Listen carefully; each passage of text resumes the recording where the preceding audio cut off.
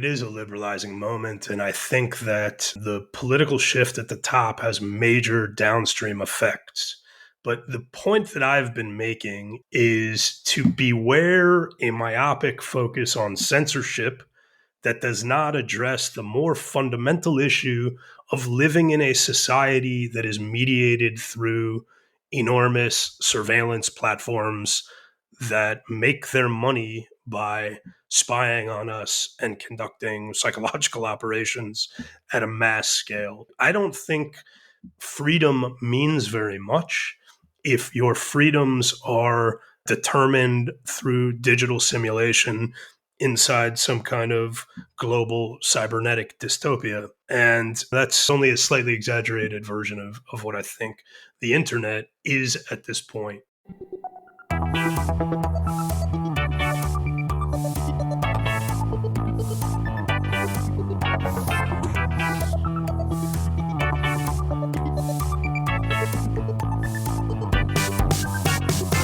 Milan ou Tripoli, Vilnius ou Benghazi, Paris, Moscou, on fait le boonga, boonga. Bangkok ou Bogota, Le Caire ou Jakarta, Gustavia, on fait le boonga, boonga. Stockholm ou Monaco, ou Montevideo, Oslo, Tokyo, on fait le boonga, boonga.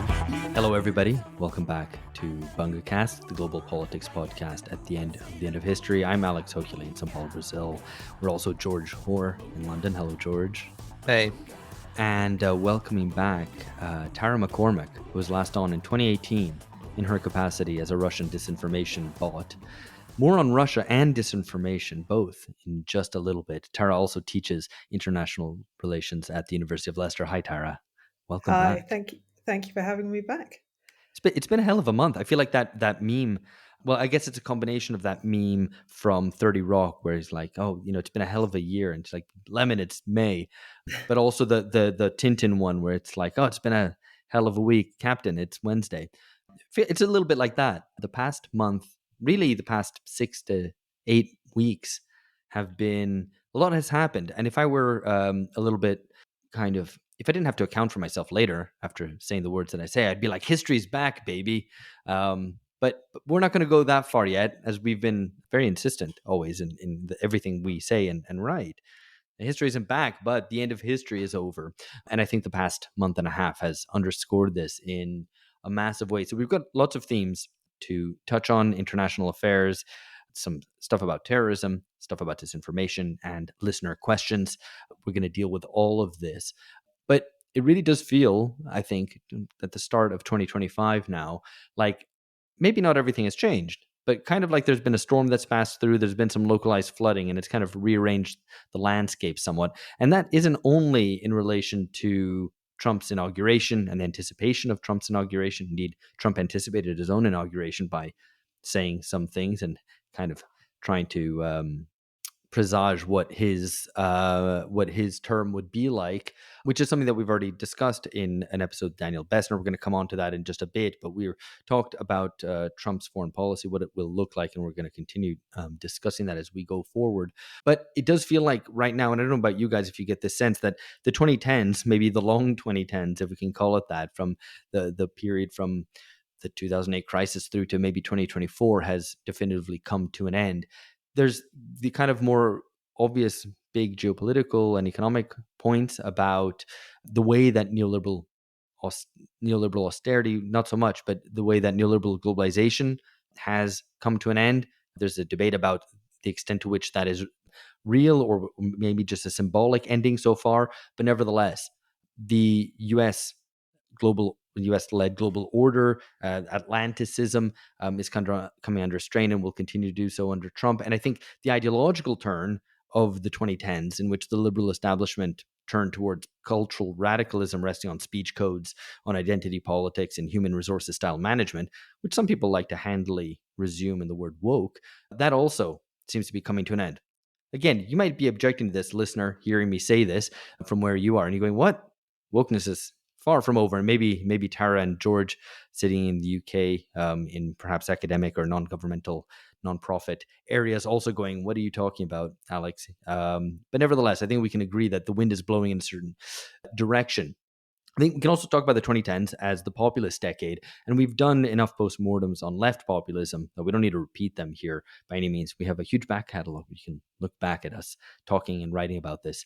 But right populism as well, we've been talking about the way it's becoming part of the furniture or part of a carousel, to use an image that Phil Cunliffe prefers.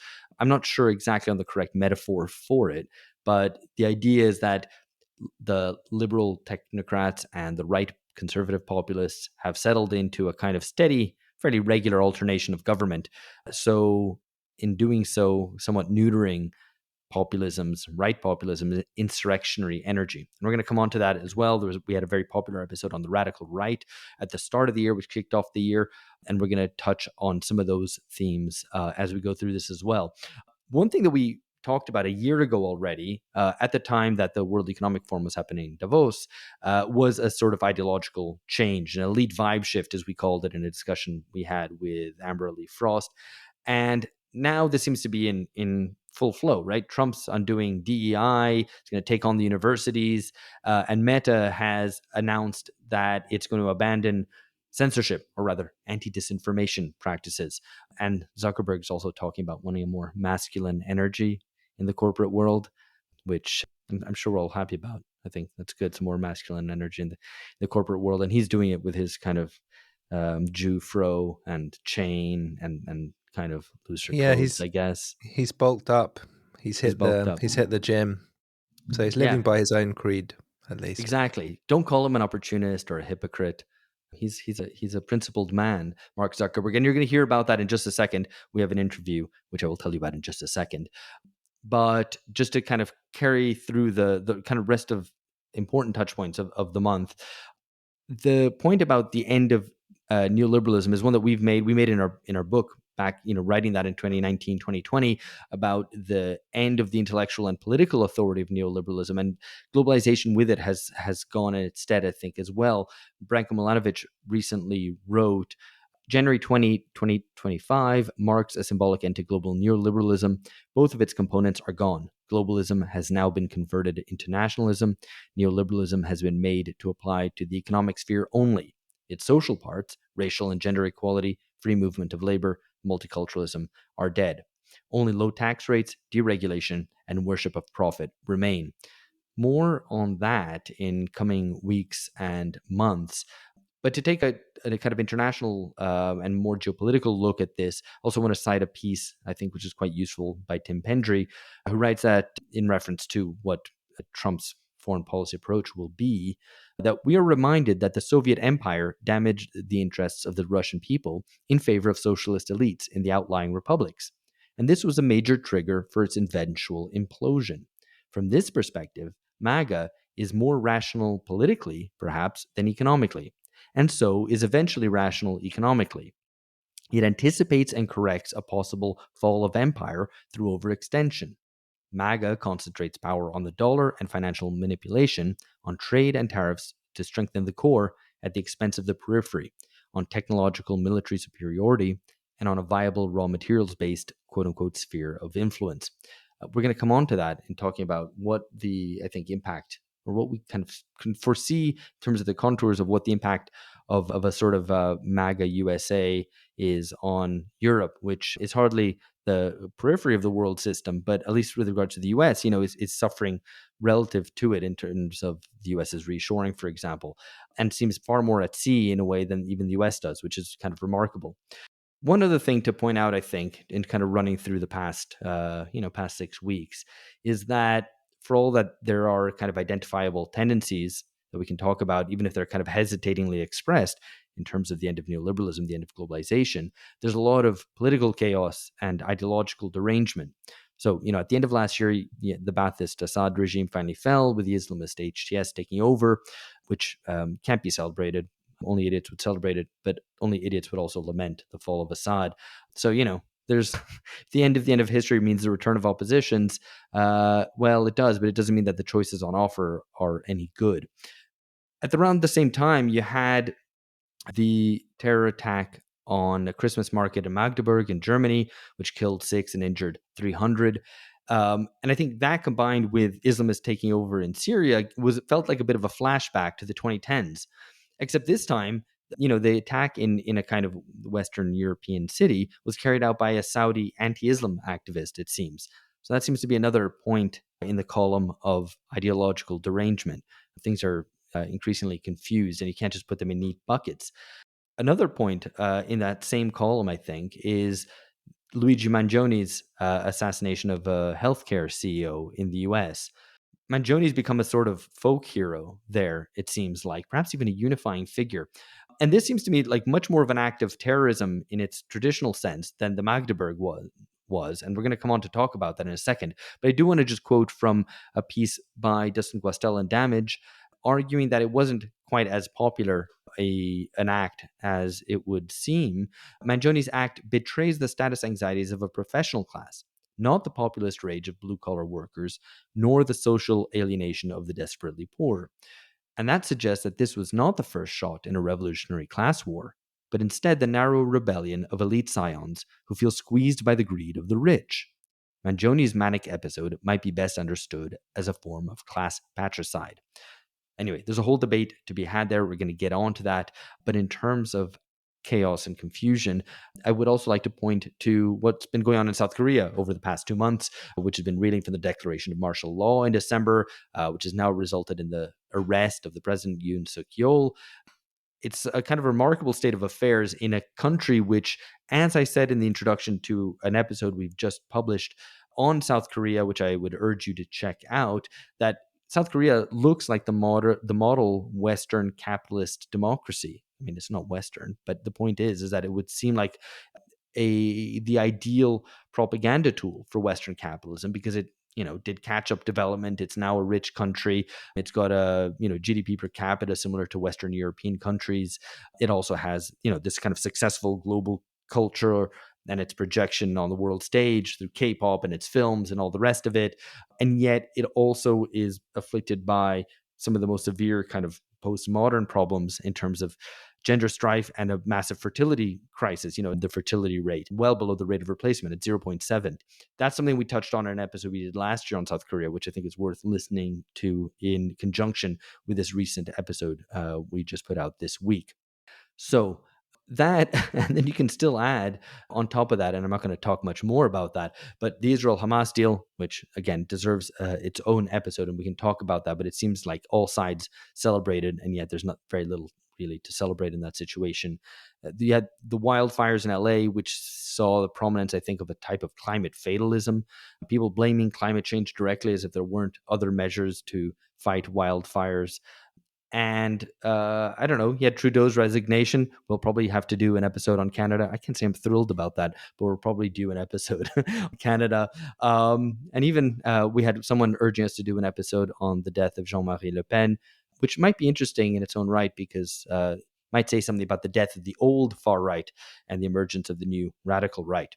So what we're going to do now, you're going to hear an interview that I conducted with Jacob Siegel, who wrote an excellent long essay on the disinformation complex last year. And I interviewed him again to kind of catch up on what's happened with Meta, what this policy means, whether the infrastructure of surveillance, both private and public, will remain off the back of, what seems to be at least a kind of liberalizing move towards greater freedom of speech, even if we shouldn't overstate what move that is. And we'll be back with you in just a second. So you're just saying that you're working on a book? Yeah, I'm finishing up a book called The Information State for Henry Holt that will hopefully come out sometime early in 2026 and covers really the growth of the new form of government that the disinformation apparatus was a particularly virulent manifestation of, but this form of government based on informational control. I think most people have a pretty solid appreciation at this point of this idea of the information economy. We live in an information age. These have become cliches, but the concomitant development of a political system that is based on the digital medium or rooted in the digital medium, insofar as anything can be rooted in the digital medium, hasn't caught up, and this book attempts to fill that gap. Oh, wow. All right. No, that sounds great. We'll have to have you on to talk maybe in full about that. We're actually going to talk about disinformation now because I called you up because I wanted to ask you about Meta's policy change. I mean, you were last on to talk about your essay, A Guide to Understanding the Hoax of the Century, which is about this new public-private censorship machine. And then, I think this was probably the first big news of the year, as people are kind of coming back into the swing of things. In the beginning of the year, on the 7th of January, Meta announced this big policy change under the banner, or at least the press release had it, more speech, fewer mistakes. So I was immediately interested in your read on this and what it means for the censorship or anti-disinformation machine. Does it mean that the book you're writing will be completely irrelevant? No, I mean, luckily for me, I think that so really what Facebook did, what Zuckerberg announced, the most significant sort of top line item was the elimination of the internal fact-checking bureau. And that's significant. It's significant both for Facebook users, for the informational ecosystem, what information people can access online. So it's politically significant in terms of free speech, civil libertarian issues. Um, Ultimately, I don't think it uh, doesn't even address, let alone reform, this kind of political development that I'm calling the information state. But right before I wrote that big disinformation piece for Tablet, the big piece for Tablet that I wrote right before that was called Invasion of the Fact Checkers. And it was all about how this fact checking apparatus, which was essentially the version 1.0 of the counter disinformation apparatus, came about. So now that Zuckerberg has said he's getting rid of this, I think it's worth revisiting how this thing was formed, because the name fact checker is so innocuous. It suggests like a kind of public librarian, a sort of an inoffensive civil servant. But of course, as is always the case with these things, the more blandly technocratic one of these labels is, the more pointedly ideological, and power based. Specifically, it's not even ideological, but the more overtly power serving it is. So where did the fact checker come from in the digital landscape? The first point to make is that it has nothing to do with the traditional fact checker from journalism, right? Fact checking in journalism is a more or less century old practice that was a form of internal auditing that high end, typically publications like the New Yorker had the most famous fact checking department, that they used to establish credibility with audiences and to have a kind of high editorial standard. And the fact checker at an operation like the New Yorker or any one of these other glossy magazines or at newspapers that could afford it was an entry level position, right? It was somebody who came in, you worked your way up out of college, or even before journalism was a white collar collegiate profession. Maybe you came off some more junior reporting gig, you became a fact checker, and you were looking over, what date was the president of Bolivia assassinated, that kind of thing. Really strictly factual matters and purely internal auditing. So it was all about, is our publication getting this right before we present it to our readership? That was the fact checker's job. Obviously, the modern Facebook fact checker is attempting to police the entire universe, essentially, the universe of information. The last thing they're doing is trying to keep Facebook honest. So that's an entirely different species. And it And really, sure, good. yeah, I mean, so that speaks to, I think, a general confusion, it seems to me, often in debates about what freedom of expression is, between editorial decisions and freedom of expression as such. And people often will say, well, free speech is fake because look, you didn't have me on your podcast, or you shut me up in the middle of your podcast. And you say, that might be impolite, or it might be kind of a bad discourse ethics or something like that. But it's ultimately an editorial decision about what you publish as a kind of specific, particular, and private organ into the world. And that gets just kind of bundled up into what free speech is in general, which really relates to the public sphere. And this seems to that it's interesting. It occurred to me now hearing you say that how the fact checker itself goes from being something which is part of an editorial process into something much larger, as you're explaining.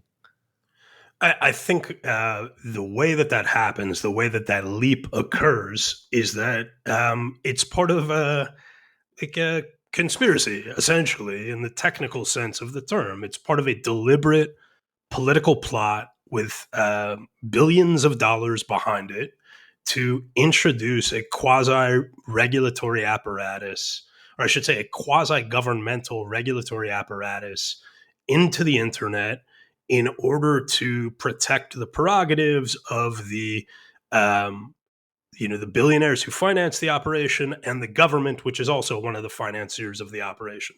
And all of this is done for a very particular reason, which is to reclaim control over the internet at the very moment when the internet seems to be breaking towards the populists.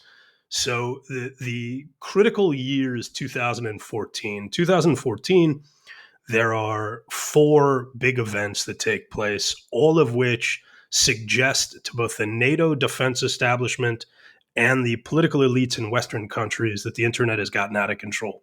Right. So quickly, it's the Euromaidan protests in Ukraine and the Crimea invasion that comes shortly after that, the ISIS takeover of Mosul in northern Iraq, and then this will sound strange to put this one in the same category with the other 3, the Gamergate controversy in America. And these 4 events each affirm the same lesson to Western technocratic elites, neoliberal elites, which is that the internet, which only a few years ago had been a revolutionary force for democracy and progress when the US government and State Department were promoting it during the Arab Spring and helping create these carve-outs for social media companies to execute this mass surveillance profit model because they were a force for good. Mass surveillance was a force for good when it was aligned with the Obama White House and with the Clinton State Department. Then in 2014, suddenly there are the first intimations that, oh, wait a minute, maybe it's evil, it's populist, it's reactionary, whatever. In 2015, Pointer, which is this sort of ostensibly it's a nonprofit media institute, but it's ostensibly a kind of civic interest media group without any, stated political goals. But in fact, it's funded by the same coterie of billionaires and, State Department, Soros Foundation, Piero Migliar, that all of the rest of the kind of NGO, it's a soft power instrument, but it's one that's focused on the media in particular. So that's the Pointer Institute. In 2015, the Pointer Institute creates this thing called the International Fact-Checking Network. Okay. No one has heard of this thing. It's just sort of in incubation. It comes out in just the some guys wake who like of facts. That's all they are. Just some guys who like everybody facts. likes facts. And now that Russia is carrying out this onslaught to attack the media ecosystem and to infiltrate the West with disinformation, facts are more important than ever because the big buzzword at the time is hybrid warfare, right? Russia is launching a hybrid warfare, and in hybrid warfare, tweets, the actual NATO line is, it's about tweets and tanks. That's the actual doctrine, tweets and tanks. And this is the sort of basis of hybrid warfare. So the IFCN, this fact-checking network, which is like a consortium of fact-checking groups, comes out in 2015. Already totally different than the standard fact-checking model from journalism, because it's an international body. It's getting this outside subsidy, and it's not clear. Like, wait, so this is some sort of meta fact-checking organization? It's not attached to any particular journalistic institution. It's going to set the rules. Okay, now Fast forward a year, right? Now we're in 2016, and Donald Trump has just won the election in the US. And the Steele dossier has failed to accomplish what it was supposed to accomplish. Trump has been elected despite this mass effort on the part of the Obama administration and the Clinton campaign to spoil his campaign with this Russia collusion hoax. And immediately after he's elected, when that proves to be a failure, the elite narrative changes from Steele, Russia collusion to disinformation. Facebook cost us the election. So literally, within the first week after the election, there's a whole series of articles that come out in major publications saying Facebook cost Hillary Clinton the election. Clinton's campaign manager comes out and says the same thing. And he goes even further, and he not only says Facebook cost Clinton the election, he says this is going to be the focus of the Clinton and Obama worlds going forward. We recognize we have to deal with Facebook. Mark Zuckerberg responds to this at the time by saying, actually, this is crazy. 99% of what you see on Facebook is authentic. And fake news, the discourse hasn't quite shifted from fake news to disinformation.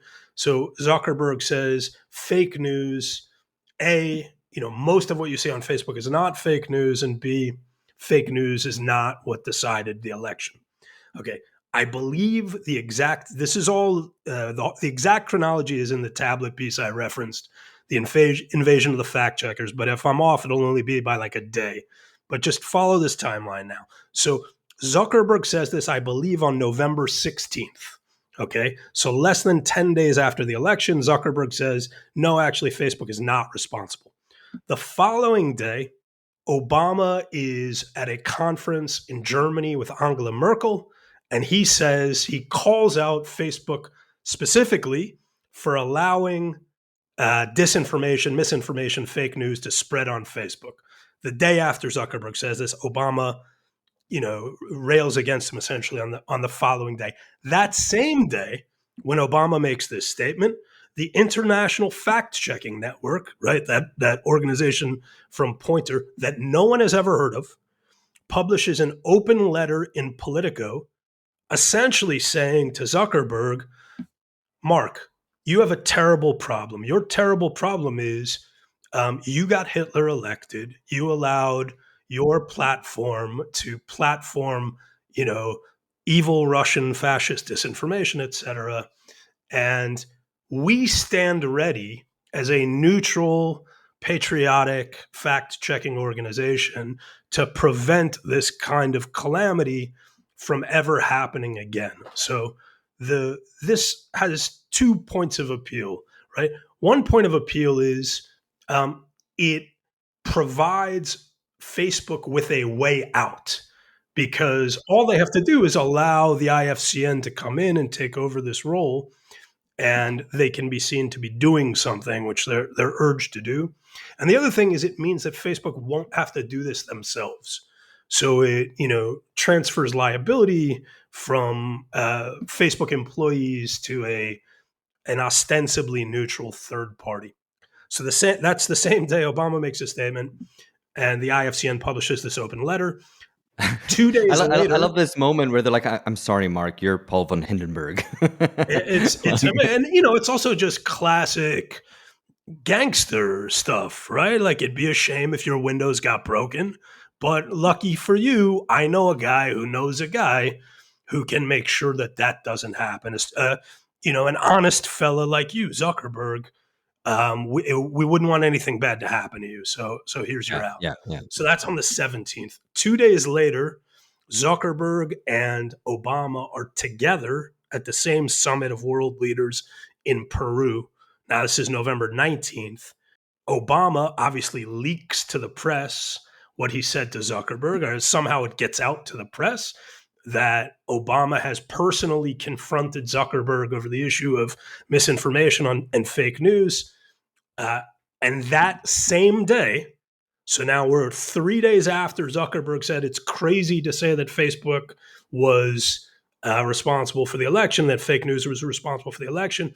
3 days later, the same day Obama confronts him personally, Zuckerberg announces that he'll now be coordinating with the IFCN going forward, that he's brought the IFCN into Facebook as the official in-house fact-checking organization of Facebook. And what that really accomplishes is it brings into Facebook a para-governmental regulatory body, which now has plenary power to determine what people will or won't see, what is within the bounds of political discourse and what is outside the bounds of political discourse, but with no recourse to constitutional law or to congressional oversight, because it's a third party civic organization, not a governmental body.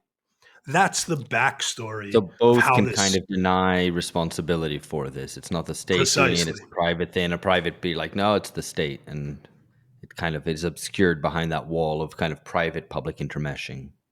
Yes, precisely. And additionally, it's obscured behind the wall of national security interests because, given that the whole disinformation panic originates with Russia, originates with a hostile foreign power, this all, in the Vietnam era, we worried about the military industrial complex, right? But it's the military nonprofit complex is a better way. Obviously, the defense industry still exists, weapons manufacturers still exist, but the way that the political power of that complex is exercised is not only through standard defense lobbying for defense contracts, it has a whole narrative wing now. Right. Interesting. So I don't want to cover the whole, history of the past, I guess, 8 years of kind of disinformation since Trump's first election. Maybe we should fast forward to now, to, effectively 2 weeks before Trump's inauguration, Meta announces this policy change. So does that mean, firstly, that the whole approach is being abandoned? What is left of the infrastructure that was set up, at least perhaps not within Meta, because I assume for them it doesn't make too much of a difference, but in terms of what the state is doing? And also, how do you read Zuckerberg's move? Because I think a lot of the discussion was like, well, this is just elite opportunism, right? It's just going with the flow, going with whoever's in government. Maybe it doesn't matter who Mark Zuckerberg actually supports or what his actual views on. And there's a suggestion that he's just a nerd and doesn't actually doesn't really have much of a vision over these things. It just kind of very much just goes with the flow. So I don't know. What's your take on that? I'll start with the nerd point. I mean, I think he's clearly bulked up by like 30 pounds or something. So you got to give him credit. He's been hitting the gym. It looks like he's taking testosterone or something. I think it's quite significant. I think that, of course this is opportunistic. Of course he explicitly said in the statement, Zuckerberg, that there had been a vibe shift, or the political winds had changed. I forget the exact expression, but he acknowledges that he is responding to the regime change in Washington. But to be fair, both to Zuckerberg and to be accurate in the history, Zuckerberg was actually more reluctant to go along with this than Google, for instance, was. Zuckerberg put up more of a fight. Google just has better PR. They're smarter in how they interface with the public, and so they don't really they don't get attacked in the same way Zuckerberg does. But Zuckerberg again said initially in 2016 that this was an illegitimate accusation. He wanted to stay out of politics, and he wanted to stay out of politics not only out of, to whatever degree his sort of undeveloped Silicon Valley libertarian instincts are sincere now. I think they were sincere enough at some point, but it hardly matters, because if you're running a platform this big, you don't want to alienate user base. And so you don't seek to exclude a significant percentage of the country because it eats into your profits, unless you feel that the cost of not doing so is prohibitively high. And the cost of not doing so became prohibitively high because the Obama Clinton machine, immediately after the 2016 election, told him, your windows will get broken, i.e., we will send the regulatory apparatus after you, antitrust violations, whatever, the full power of the thing. Advertiser boycotts, as later happened. So Zuckerberg went along with this stuff because he was essentially, he was coerced into doing it, and he's so let me push back on that so ever so slightly. Firstly, I mean I've done some work with these types of people, and I was and caught a little bit of an insight into how this works internally in some of these big techs, and it was amazing how developed and pretentious their disinformation systems were, to the extent of effectively setting up a judiciary to rule on pieces of disinformation, on fake news, and an executive which would kind of make general sort of orders and interpretations based on what the judiciary recommends. I mean, it was incredibly pretentious for a private company to be kind of somehow replicating government. And government itself, in theory, at least a liberal government, doesn't rule over what people can and can't say at the kind of minutiae of the levels that Meta and other kind of big techs were doing. So they certainly threw themselves into it with enthusiasm. Let's put it that way. And secondly, just in terms of Meta not wanting to alienate its user base, how does that tally with the evident fact of enshittification, as Cory Doctorow calls it, certainly from around 2020 onwards, where they just basically stopped caring about their users, particularly not so much Instagram, but certainly on Facebook, kind of completely unconcerned about user experience and indeed about losing users. They just kind of let it kind of to decay. I'm not on Facebook, so I can't speak to the user experience, but I have seen it on Google. Google to me is appreciably worse, less useful than it was even 5 years ago. And I think that's just seems to me a natural decay that happens in monopolies. I mean, I think that has more to do with monopolistic market dominance and less to do with a deliberate attempt to alienate a particular demographic. Oh yeah, no, not deliberate. Just that they're fairly careless about that. They don't, as long as the ad bucks are coming in and they're making money through data gathering, it's kind of like, yeah, whatever. Because they have the monopoly.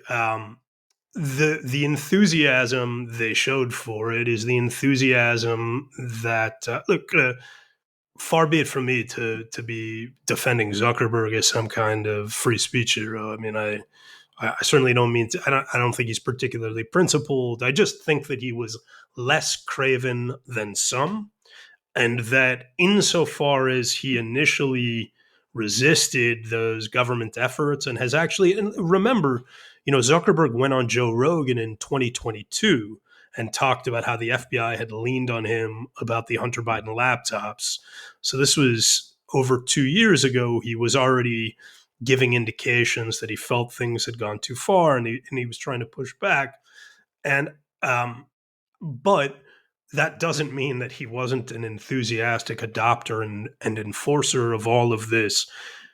These very elaborate disinformation adjudication boards that you're talking about were all of this. Here's the critical point to make. All of this was downstream of state power. All of this was downstream of a series of decisions that Obama specifically made in office in his last really month in office. He did a series of things. He passed the Countering Foreign Propaganda and Disinformation Act, which created this new body in the State Department called the Global Engagement Center, which essentially took the machinery of the war on terrorism. It took what had been a counterterrorism body in the State Department and repurposed it for counter disinformation. Simultaneously, his head of the Department of Homeland Security, Jed Johnson, declared by fiat a federal takeover of the electoral infrastructure. So 8,000 individual pieces of electoral equipment that had previously belonged to the states. And when Johnson had tried to do this in the past, he was stopped by state officials who said this is a illegitimate usurpation of state power. The reason why this is relevant was because in the most capacious possible definition of that mandate, essentially what Johnson set in motion was a federal seizure of the internet infrastructure, because the internet was then declared part of the electoral infrastructure because what was said on Twitter or Facebook affected how people voted. So it was a nationalization or a mobilization of the entire internet infrastructure to protect against disinformation. Once that happened, now you're talking about tens of billions, hundreds of billions of dollars going into this new counter disinformation apparatus. The analogy is just the war on terror apparatus. Once it was funded, once it became the central focus of the federal government, you're talking about a massive machinery of state power subsidizing this. And what that means at a company like Facebook is all of a sudden there's money pouring in to fund these efforts, and there's an internal incentive to build out these departments, because you look to these departments not only to carry out these functions inside so that you can comply with the orders as they come down. Like, for instance, when COVID comes around and the White House is accusing Facebook of, killing hundreds of thousands of people by spreading misinformation. Okay, now you can say, hey, look, but we have 2,000 people on our trust and safety board who are working on this 24 hours a day, 7 days a week. And then, of course, there's sort of iron law of institutions. Once you set up a bureaucracy, the bureaucracy tends to itself. So now you have a whole culture, and the culture is really interesting because it's a mix. It's like, where do the CIA and progressive nonprofit world meet? What is the precise point of intersection? It's in the counter disinformation complex. And so everything you're saying is right. I don't disagree with it, but I don't think it suggests internal enthusiasm from Zuckerberg. I think it suggests compliance. Right. Yeah. So, I mean, now that Trump is back, now that this seems to be, particularly with the Democrats and the scale of the Democrats' defeat and the lack of an answer to it, this seems to be a kind of permanent shift. What does that then mean for free speech? And I mean, could you say like Trump's return is suddenly like a liberal moment for free speech? What you're saying about the kind of permanent bureaucracy and the installment of an anti-disinformation bureaucracy suggests that element isn't going away anytime soon, even if there's a political shift at the top. No, I think that it is a liberalizing moment, and I think that the political shift at the top has major downstream effects. But the point that I've been making in the anti disinformation free speech circles for the past, whatever it is now, almost 2 years, is to beware a myopic focus on censorship that does not address the more fundamental issue of living in a society that is mediated through enormous surveillance platforms that make their money by spying on us and conducting psychological operations at a mass scale, essentially. I don't think freedom means very much if your freedoms are determined through digital simulation inside some kind of global cybernetic dystopia. And, that's only slightly more exaggerated than, it's only a slightly exaggerated version of what I think the internet is at this point. So I don't want to, I don't want to downplay the significance of having less censorship. It is a very real, very important near-term political goal, because without it, you can't talk about these other things and you can't meaningfully participate in politics. But once we get past that, um, having Elon Musk control the low orbit satellite market and run a massive global communications platform that doubles as the largest data training set in existence for his proprietary LLMs and artificial intelligence is not consistent with my vision of self-government or human dignity or freedom. And so in an immediate sense, very important, very significant, this complex that got built up by the ruling party, by the progressive ruling party of the US, headed by Barack Obama, has essentially been decapitated. And you will see very significant downstream effects of that in terms of defunding when the money disappears, the people will go elsewhere. That's what happened with the war on terror. The money started to disappear from the war on terror. And where did they go? They went into counter disinformation. So they'll probably find somewhere else to go. But if it's somewhere that's less restrictive of a fundamental liberty like speech and thought, that's an improvement. That's a good thing. But we need to get to the point where we're addressing the political economy, the basis of the digital platforms, to not see something like this snap back into place in 15 years or whenever a different regime comes in at the top. Hello friends, you've reached the end of a sample from an episode only available to subscribers. We put out 2 episodes a month for free. For access to the rest in its entirety, please join us at patreon.com/bungacast. For $7 a month, subscribers receive original, exclusive episodes with the entirety of the BungaCast cast. That's George Hoare, myself Alex Hochuli, and our contributing editors, Philip Cunliffe, Amber Lee Frost, Catherine Liu, Lee Jones, Alex Gurevich, and Lee Phillips. We've got extended interviews with guests, episodes on current affairs, and original episodes on theory, history, and culture, so as to understand the crises of our times. We also have the BungaCast Reading Club, where Phil, George, and myself present the key books and essays necessary for understanding the world today, how we got here, and where we might be going. Subscribers also get a digital subscription to Damage Magazine, with whom we're partnered, and you can find all this info at patreon.com/bungacast.